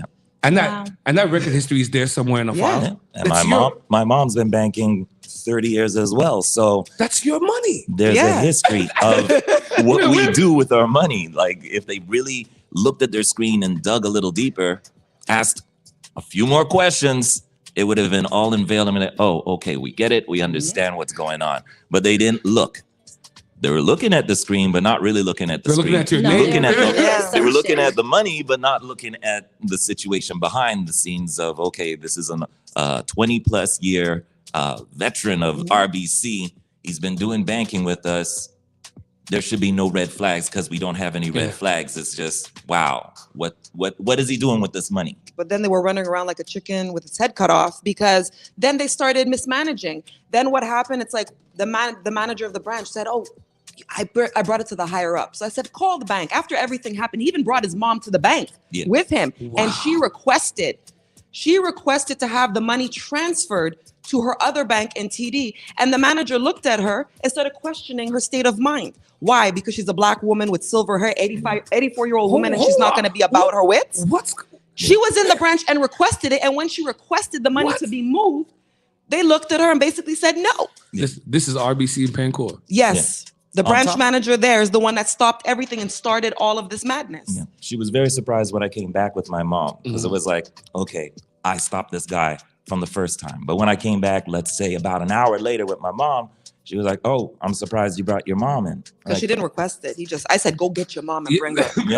So now you have the primary and secondary account holders in the bank trying to deal with stuff. And this is your money. See, this is what I never understood about banks. Like, just like the police, like it's a service you provide. Yeah. But then because it's a certain level of authority, you think you run things. Yeah. You know, the bank can't run without our money. That's how they use our money to loan to other people. Exactly. If everybody took a loan at the same time, the banks couldn't run. No. So they need you. They need our business to run. But then they try to cover it up. Then they try to cover it up. Okay. So of course I went in there the next day and I went in there trying to go on live and she's like, stop. Privacy policy, you can't. I can't even talk to you. I said, wait.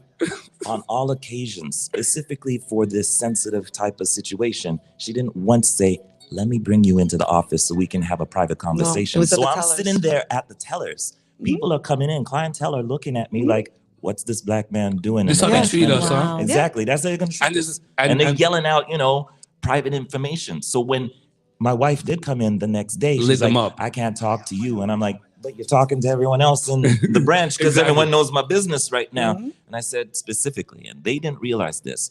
Back in August, I took out this power of attorney and they had it in their vaults. So she's like, I can't talk to you. I'm like, I said, my name is on it. Here's my ID. Take a look. Read the power of attorney? Her name is on it. They didn't do their due diligence on it. Exactly. They didn't do anything. So she, again, a deer caught in headlights. Like, when I came at her that day and I spoke to her and I put her in her place and I explained the mistakes that she made as a bank manager, I said, I have many friends who are bank managers internationally and here. And rather than saying, yes, I did make a mistake, let me see how I can rectify it. How can I help you? I said, can we go into your office? She said, no, we're going to talk right here. I said, oh, so I said, getting loud. I said, I'm not going to get ignorant because that's what you expect from me. I said, I'm extremely educated. Yeah. Understand that. And we're not going to go where you expect me to go in this situation. Yeah, we're going to go high. We're going to go high. So when I got home, I opened up my socials and she created a fake account and started stalking me and mentioning everything that happened from her perspective in the bank that only her, myself, and my husband would have known happened. That's so weird. Isn't that? Listen, it just gets worse. Then on the Saturday, he received a phone call from a client care service manager, which we found out later he was a client care service manager. No caller ID. No caller ID, calling at 4 o'clock in the afternoon and saying he was the representative of the CEO. We found out later when I asked for his name, I sent it to my publicist. I said, can you Google this name for me? She's like, that's not the representative of the CEO. That's the client care service manager. I was about to say, why would the representative, the CEO, just call on a Saturday? But because 4. Lorena knows a little bit more about this because she worked for banks for a couple of years way back, so she knows a little bit about intertwining. That's why you're looking like. Yeah, she knows. I'm kind of stuck here a little bit because I'm trying to understand. Like, it's your money. Like I'm still stuck on it's your money that they're trying to hold against you and trying to say like it's not your money. It's your money. Oh no, what they're saying is they're trying to put us in that, in that bucket of, how when elderly people are old, they don't know what's going on and family members try to spend their money because they allegedly called my sister-in-law and gave information to where my mother-in-law was living. And they said that they were going to contest the power of attorney, but they can't because our power of attorney says that you have to go take it to court. So they broke a lot of privacy policies and a lot of rules and regulations. Yeah, is the sister on the account? Does she? No, she's not on the account at all. So and she's embarrassed. I'm seeing all the mistakes. But she's embarrassed. Like, I can talk about this. He can't. Like I said, he signed a document, but I'm going to put it on blast. Yeah. His sister had his mother living in squalor, okay? His brother that's in Toronto trying to come on social media and bully me is telling me that you kidnapped my mother, you took my mother, you did this. I'm like, no, we called the police to remove her. We have a police report because she was in squalor. Your sister was the one spending all her money. We have all the receipts for it. When we reached out to have a civilized conversation because the city was about to take his mother's house on September the 4th, because in August, we contacted them and said, we need to pay this bill because her place was in arrears for 2 years. We called the city. The city said the only reason why we didn't take it earlier is because of the pandemic. Okay. So I'm here negotiating. We're trying to reach out. What are we going to do to bring this money together? It was close to $10,000 to pay. They didn't call. Brother sends him a text message. I read the text message and it says, wait to see what's going to happen in 2 weeks. He was waiting for the house to go on auction and hope. Imagine his mother's house on auction and hope that nobody else was going to take it. So we stepped in, we paid for it, we removed her from the house, and we said, you know what? She deserves a better life. She deserves to have a voice because she still is about her wits. So you're taking your rights from your own mother. Listen, I'm half Russian, half Nigerian. You can't do that to your mother, eh? You can't do these things. I see in the movies. You can't do it. I see. Because she's a West Indian woman? Yeah, that's crazy. His father was on the head of the Grenadian Association. He was the president. Well, here. Hold on. we've had so much Scotian people on. You got your flowers, your hugs, and all that. I have a fellow Grenadian on the show. I can't bounce them up. You know what I mean? My people from the Carinage, I can't bounce them up. God damn, Lorena, man. You be so tough sometimes. Shout out to Brenda. Family and money is the worst. Yes. Yo, I know people that have called hitmen on a fellow family member just because they all got a large lump sum of money. Yeah. But they looking at this like this is not listening. But what about your mother? What about his mother? No one cares about the state of mind of your mother, her care, and all like that. It's only you. So you're doing the right things. Trying to. We put her in a nice home and she called it the Ritz because she was living with us for 3 months. But there's too much. We have 4 kids, the 2 dogs. Like, your lifestyle is, and you know when they get older, especially West Indian moms, man. Yeah, she's like, let the children come visit me. Yeah, Just keep me here. It's too much energy. But the place we put her in, she has a beautiful view. They have spa services. They have everything. She has massage service. We pay a lot of money for her home. Now they're turning around. You just shoved her in a home.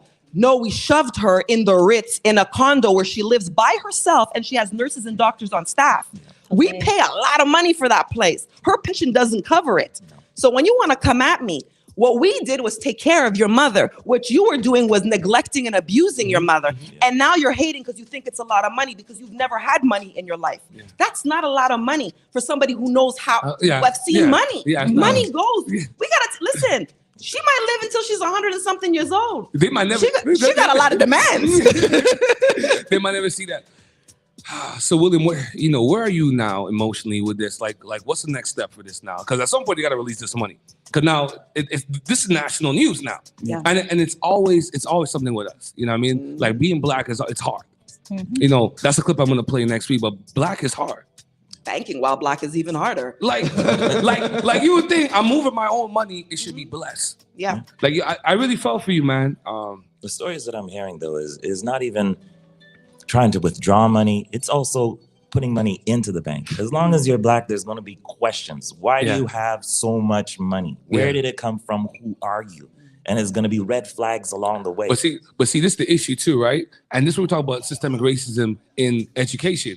They never teach these kids about Black Wall Street. Yeah. So a whole generation of kids have grown, didn't know that we had our own community. And what they do, they come and burn it down. We had our own doctors, nurses, all that. We had a whole thing flourishing. Yeah. Rosewood. You can Google it. It's up there. And what did they do? They came and burned it down. You know what I mean? We were killing hockey. What they do? They started their own league and ended up turning it into the NHL. Yep. There's a pattern here. It's a pattern. It's a pattern It's a here. pattern that's been going on for years, and it's enough. We're standing up. I told my husband, I was like, we're going to bring this to the news. I'm going to talk to your mom, see how she feels. And she says, go. The other day she asked me, she goes, what is my other useless children doing? I said, Mommy, what do you mean? She's like, it's because of money they come in. So she feels important. So she's loving it. I said, you're a boss. Don't worry. Yeah, but it's more stress for you. So, so what do you plan to do now? So what's the next step for you, brother? Pray. Keep praying. Ladders don't get that money. I'm telling you. I will bet my whole Jordan collection right now in the Morning Detour. We live on Facebook. We live on YouTube, the Morning Detour. I'll bet my whole Jordan collection. You getting your money. Well, I want to thank, first of all, we have an amazing legal firm that is on this. Okay, so Martin de Bellefeuille is handling everything for us, and I want to give them a shout out because they're amazing. They stepped up. They're like, let's help, and listen, you've seen me, you see what I do, how I roll. I tell people. That's why I'm scared. That's why I'm shocked they will mess with you. Like when she created the fake account, she came online, she saw, your beard, she saw the brand. Why do people always want to try us? Like, that's my thing as black people. And they think they're going to get away with it. Yeah. And I tell people, I've been somebody who had to fight for my life out of domestic abuse. So you think that I'm going to sit down. That's why I became an advocate, to fight for people that felt voiceless, to let them know. So this, they picked the wrong one. They stepped on a landmine. They sure did. They should have kept their foot on it and stayed there. I also want to give a shout out to Joel as well, because Joel. We keep calling you Joel. Joel, it's Quebec. We speak French here too. That's why. If we were in Quebec, if we were in the States, I was like Joel. Hold on before you go. There's 2 dudes I'm a little bit apprehensive about. I talk about on the show all the time. Dudes that grin too much. He be smiling like Magic Johnson. You know what I mean? Wayne Brady. Them guys are kind of, I don't know. He got that Michael Jordan cut though. Yeah. Watch him. Can your bald head be any shinier? Look at this guy. You are glistening. He killing them on a Friday morning. You slippery like the roads, fam. God damn. Your siblings, real quick before we back out here. How you feel? Listen, I know sometimes ago, I have 5 members I don't mess with. I don't care about blood. He can't talk about them. Like I said, I care about respect. This is the thing. One of his sister works at the hospital, and I don't understand how she's still there, considering that she was abusing her mother. I mean, we have incompetent people in healthcare. I ain't gonna lie to you. I was about to say, I know, but I'm like, and then you're coming for me, and I'm like, okay. Then his brother in Toronto's coming for me, and I'm just like, why are you coming for me? Because apparently I staged the pictures. It's like you're saying things on socials, you're bullying me, you're harassing me, and then you put your name there on the socials, and I'm like, you think I'm not going to do something about it? You're trying to intimidate, you're trying to gaslight. They have issues. You know, they can't understand that their mother doesn't want to see them. There's only one person she's interested in seeing out of those two, and the two grandchildren is only the grandson. She doesn't even want to see her granddaughter because she's rolling in the mother's type of situation, calling him, screaming, yelling, when we're just trying to have a conversation. But that is so sad. But they're the ones that called. It's the niece. She's the one that called. My niece called him saying, you got to help Nana get out of this situation. Yeah. And when we did, it turned into this. Yeah. So... Listen, you guys are, it's open. Solana, you already know. It's open door policy over here for you. I'm going to come here. I need to get some sneakers. So, I'm going to be coming here and get some sneakers. 6714 fielding, it's going down. You got to get your money, man. That's like, well, it's going to happen. I thought it was just you. I didn't know you guys were married. I was like, Solana's coming. Like, oh, he going to get that money all day. Solana's like the Hood Western Union, the money grab. The transit is going to go through. Somewhere, somehow. It has to. The whole story that you explained with us this morning, being someone that was at the bank, I just see the errors from the jump. Mm-hmm. There's different procedures to handle those things. I've dealt with that where people take advantage of the elderly, like it really happened. Yeah. And from what you explained to us today, that's not the case. And they could easily see your history, like you said, in your file. It's all there. All the notes are always there. And they we could brought go back. my mother-in-law there. She made the request out of her own mouth. And the branch manager told the head office, no, she never said anything. She was talking to them. They weren't listening. That's crazy. No, there's a whole procedure for that. When you go to the bank, there's a chapter. No, let me tell you. It's all there. So they could have easily, there's different departments as well. If the branch is not sure, there's different departments that they could call that are more specialized in that. And they could have figured that out quite easily. So I'm really sad that this is happening and that this is what you've been going through since December. Like that's just it's been something. It's been a lot of stress. You know, we put up a fundraiser because there's bills and things that we have to take care of for his mom. So when people are intervening and doing this thing, you think you're hurting us. It's temporary. You're hurting your own mother. You're hurting an elderly woman who just wants to live after coming out of squalor of living like that during the pandemic. You know, this woman was living without heat. Her children had her living without. We didn't know until he decided, like, I'm gonna go in. I'm gonna go see my mom.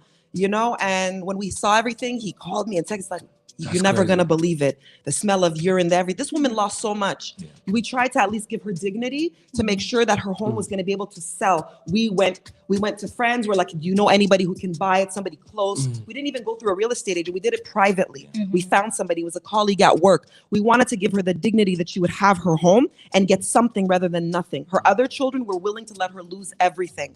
They had her living, no running water. I put the pictures, it's on. Listen, you go to the Real Svetlana on IG, you go click on that highlight at RBC. The receipts are there and there's going to be more coming because I don't play that. No. My brother in the States did this to my father. God rest his soul. My father passed away September 11, 2014. My brother tried to do this. I stepped hard. I went to Virginia to go pick up my dad, drove him back to Canada. I put POA, I pressed charges, and I even had my sister-in-law, who was a nurse, removed for elder abuse from her hospital. They revoked her license. Me, I go hard. So I'm like, you want to come for me, come for my family? Let's go. Let's go. Listen. Because I am. Listen. I'm so happy. I know you. I'm so happy. I know you.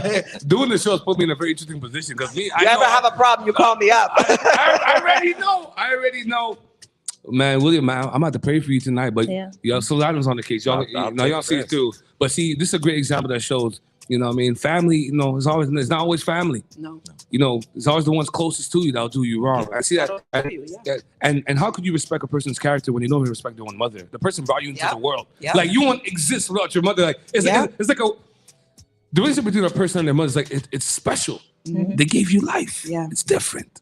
they spent their whole life taking care of you. It's different, right? You know, I don't know her story, but like I feel like parents, especially in the older ages, they should be showered with love and taken care of, and not really having to, you know, want or have to ask for anything. Oh, we do everything for her. Like we spoil her to the point she's like, stop. I want to give her the best because her other children didn't do it. They had her living in squalor, and now they're embarrassed because their dirty little secret is out. You know? So that's like the daily thing. So Lana, I have to book you for Black History Month. You got to come back in I'm February. gonna come here. Yeah, Everybody's calling me for Black History Month. I'm gonna be there. You know me and my loud south. Make sure you have the Morning Detour on your list. William, I'm gonna pray for you. Please come back, update the show. Listen, deal maker, you already know, shiny one. Shiny. It's the Morning Detour. Coming up next. Very interesting bio, huh? Yes. Yo, Rita's in the building. Oh boy, she was running for city councilor. Hey. I heard she's a product of Côte Nash. You know, Uptown, finally some Uptown love. Enough downtown love for Lorena. Boy, The hate this morning. What a morning it is, man. This is how you do a premiere morning show right here. It's the Morning Detour on the mic, CKT 90.3 FM, Moon Chaser, Lorena XL. Keep it locked, man. We got much more. The Morning Detour on CKUT 90.3 FM. You gotta learn to use your mind to help keep you out of certain situations. I'm gonna make it clear as I can for you young niggas, you heard me? The problem was I never was a prodigy. Possibly my biggest flaw was lack of modesty. Diabolical means, never knew college degrees. Sipping coffee at a cafe on college capiche. The soul being sold and still on the leash. Roger Goodell, boy, he in the corniche. I was really throwing money, I really saw Meech. And I let them rapper niggas get closer to Meek. It ain't about who made the most, but let's make a toast. Cause a lot of niggas sold and kept it on the low. I was self-made, nigga, never wanna vote. And before a record label, I wanted coke. I'm talking LA Reader, biggest baby face. This for my niggas in the prison sipping Gatorade. All the hitters taking pictures for their babies made. Her baby mamas in the projects trying to make a way. It's looking funny when you get their honest. I got a school of gunners that'll get them punished. Cause I'm on the streets, they consider me cunning. Hit you in the test for the push of a button. If she got a pin a coupe, then she gotta be fucking. 50 restaurants, but a lot of me hungry. These niggas wanna gossip, I just want the dollars. All black phantoms going south on Collins. Feelings know we killing, so that ain't a problem. I'm gonna stack my money, be a better father. You could pat me down, but I got it regardless. Shades that I'm rocking, they gotta be goggles. When we plot to kill them, we send a few bottles. Set them up like Tupac, get them to rob them. I always love big, I did it big. I released Omarion, he began to fizz. Doubling the kids, now we back to biz. 36 a brick, baby, here it is. My niggas in designer, but we militant. I got the city on my back, and that's just what it is. 20 on the dash, still couldn't stop us. But Jig got bad. Took my girl to the opera, cause old Jig got bad. He went and bought a chopper, as if he couldn't get word. We lost Kobe in the Compton. 3 months later, forget all about you. I always doubt you, that I can't live without you. Did you cry for the man, or did you cry for the fame? Did you cry for the pain? I've been around this world so many times. It's love and loyalty by any means. Been around this world so many times. I know to never pray amongst your enemies. Been around the world too many times now. That new is feeling old to me. And trusting new been old to me for so long. When the real is coming home.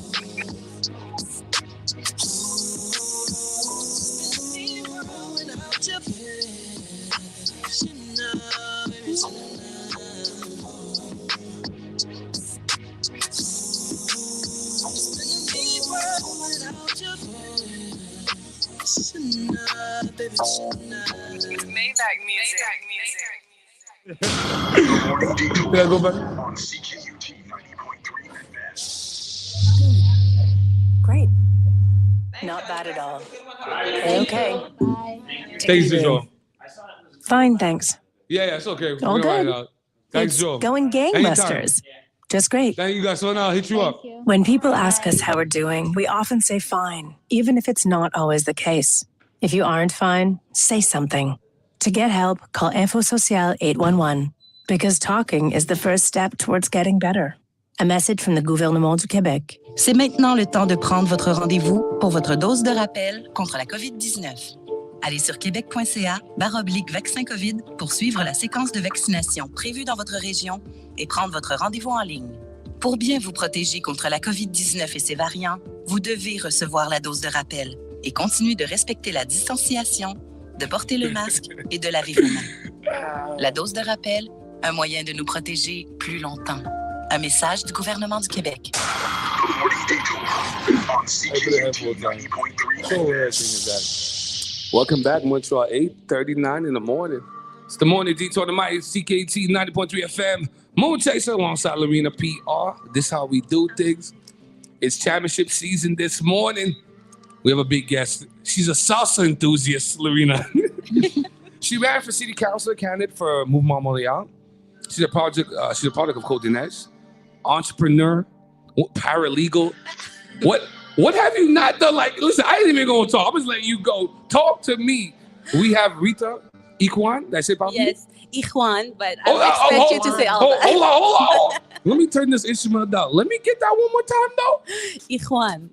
Beautiful, man. You see, the world's such a beautiful place, man. It's a mix of cultures and languages. Sarita, talk to me, man. You've had a very interesting life. We're gonna have to do a 2-hour show with you. I'm about to come back on my podcast because, man, your life has been amazing. Yeah, it's been rocky. Okay. So, what's your official title? What do you want me to know? Are you a paralegal? Are you an entrepreneur? Are you a politician? I'm all of that. I'm all of that. Every single thing.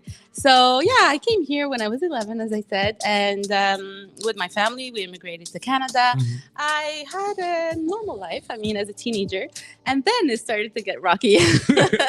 So I started working in the legal field as a paralegal like 10 years ago. So you smart because, paralegal is hard. I mean, maybe everything. I mean, not necessarily, but yeah, I think so.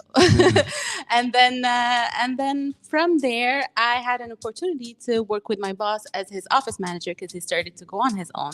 And he gave me the opportunity to start his firm from scratch. So hold on. What kind of trust do you need to get in someone to believe in you? He's crazy, but he was right at the end. Because we're now a nice law firm boutique in the Old Port, and we started in like the basement of a house.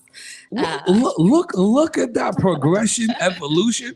I'm gonna need to get the business card because I got a lot of lawyers coming through the show. I know I'm protected. Yeah, exactly. That's awesome. And that's it. And I started dancing salsa at the same time as we started the firm because it was too stressful. I needed something to just, But why salsa? Okay, give the people your background a little bit. Okay, so I was born and raised in Morocco until the age of 11. Man, Morocco is beautiful. Now, Morocco is in Africa. Yes, North Africa. Mm-hmm. Yeah. Mm-hmm. Most people don't know that. I went to college with some Moroccan people that, they fought with me last night. Listen, I got you. You got to come back for Black History Month, but Morocco is in Africa. Well, of course. And you know what? We are Africans before anything. Well, you're the first Moroccan to ever say that on here. So you know what? Shout out to Rita. I'm African, 100%. I dated, me and Lorena went to college. I dated a girl. She was half Moroccan, half Italian, and she fought me tooth and nails every day. I said, well, Morocco's in Africa. You guys are colonized by different major power. I think they're colonized by the French, Morocco. By France, by Spain. Actually, two cities in Morocco are Spanish. But Morocco is in Africa. Moroccans are black. Of course. Who would even try to? Everybody in Laval. All the Moroccans in Laval. I'm not gonna pinpoint Laval. It's a controversial show this morning. A lot of people. Most Moroccans do. You're the first Moroccan I've ever heard openly say that they're black. Of course we are. No, honestly, 100%. Look at the features. Look at Moroccan girls. The curve, the thighs, the lips. Come on. Exactly. That's African, 100%. Yeah. No. There's no doubt. So why salsa? You could have done a little bit of compa. You could have done but it's all the same. I actually know how to dance compa. Okay. I went to high school in Montreal. Half of the school, you know that come on, so Mauricio, I know with Mauricio Peña, who was with me as a city council candidate, and in that school, half of the population is either Jamaican, Haitian. It's diversity, it's colored, and that's what I love about this city. That's why Montreal needs to be more representative of its citizens. Yeah, see the issue with that is that we don't have the numbers though. There's more Francophones than everything else.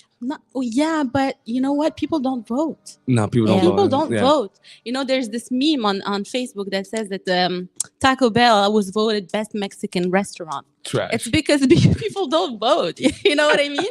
And that's exactly what happened in the last municipal election. But now I'm jumping to other subjects. We were about Tulsa. But that was a question I was gonna ask you. I'll let you go, your Lorena. opinion, because I wanted to know, like, because I voted, and when I went to my station, it was empty. And then, you know, when you go in, they check your name, they check your ID. And I looked at the paper, and you could see when they cross off people's names, and no one's name was crossed off. So I was like one of the very Why are you looking at the paper for? It's legal. No, but You're too fast. No, because everybody was like on their phones. It was like dead, the place. Usually there's like a lineup. There's nobody there? Nothing. There's nobody. Yeah. And it's a shame because municipal election is the level that is the most close to the citizen. Yeah. You know, when there's something wrong with your street, there's something wrong with the parks, when the parks are not clean enough for your children to play in it, it's the municipal level who takes care of that. So what do you think we can do for next time to get more people involved? We need to get politics to be more attractive to young people. More mainstream. We need the young people to vote, and we need representation.